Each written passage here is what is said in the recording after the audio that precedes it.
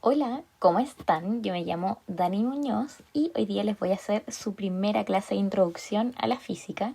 Va a ser algo muy cortito con las cosas más básicas para que ustedes puedan aprender las clases que se vienen más adelante de física plan común. Primero vamos a empezar con las magnitudes físicas.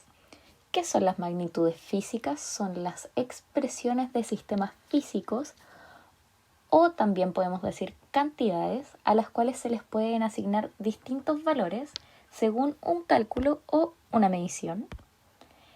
Estas pueden ser fundamentales, magnitudes derivadas, magnitudes escalares o magnitudes vectoriales. Y hay que tener muy claras las diferencias entre cada una de estas. Las magnitudes fundamentales son aquellas que al relacionarse permiten definir otras magnitudes, pero no inversamente. Por ejemplo, tenemos la masa. Esta la podemos medir en kilogramos y a la vez se abrevia kg. Aquí entra algo súper importante que está en su guía de apoyo, que son cada magnitud, por ejemplo, la longitud, el tiempo, temperatura, cada una de ellas tiene una medida acordada en el sistema internacional, que es con la que se tienen que trabajar todos los problemas en física. Las magnitudes derivadas son las magnitudes físicas que se obtienen por la relación matemática de magnitudes fundamentales. Por ejemplo, un newton no es una unidad fundamental, ya que ésta está compuesta por kilogramos, metros y segundos al cuadrado. Las magnitudes escalares, estas siempre las confunden con las vectoriales. Las escalares son magnitudes que poseen solo un módulo. Por lo mismo, son las más fáciles de reconocer. Entre estas tenemos masa, tiempo, distancia o rapidez. Las últimas magnitudes que tienen que saber son las magnitudes vectoriales. Estas se representan con una flecha arriba de su letra y además estas poseen módulos sentido y dirección. Sigamos con los vectores, ya que estábamos hablando de magnitudes vectoriales. El álgebra de vectores se define, dada su importancia en física, y estos se pueden sumar, dividir, restar y multiplicar. Cada vector tiene características. Por ejemplo, el sentido, vemos acá, que es hacia donde indica la flecha, puede ser para allá o para acá. Vemos que la magnitud va a ser qué tan grande es la flecha y el sentido si esta está horizontal, vertical o en diagonal. Ahora pasemos a algo súper importante que siempre preguntan, que son la suma de vectores. Tenemos tres métodos, aquí yo les voy a explicar dos. Primero, el método del triángulo. Tenemos que si A es el vector morado y B es el celeste, con el método del triángulo se sumarían así. Tendríamos que dibujar el vector A primero, porque es el que está primero en la suma.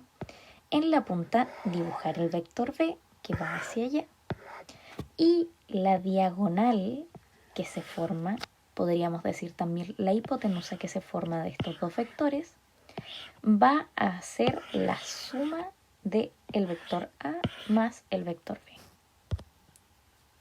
También tenemos el método del polígono.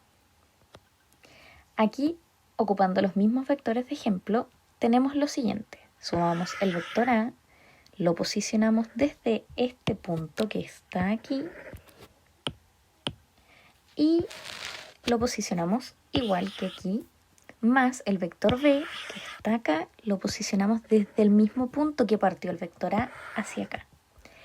Estos los proyectamos paralelamente, por ejemplo, el B lo proyectamos acá, justo desde la punta del vector A, y el vector A lo proyectamos en la punta del B hasta que estos se cruzan acá. La diagonal que se nos forma del polígono es la suma de estos vectores. Lo otro que siempre se complican son las unidades de medida. Esto se los voy a explicar a través de un ejemplo que es lo más fácil. ¿Cómo transformarlas? Acá tenemos que la velocidad, aquí nos dicen que son 72 kilómetros partido por hora. Lo que no nos dicen es que siempre tenemos que trabajar en las unidades del sistema internacional como vimos anteriormente. En este caso, las unidades del sistema internacional para velocidad son metros dividido segundo, por lo tanto, ¿cómo trabajamos esto? No lo podemos trabajar en kilómetros. Por lo tanto, tenemos que transformar los kilómetros a metro y las horas a segundos. ¿Cómo hacemos esto?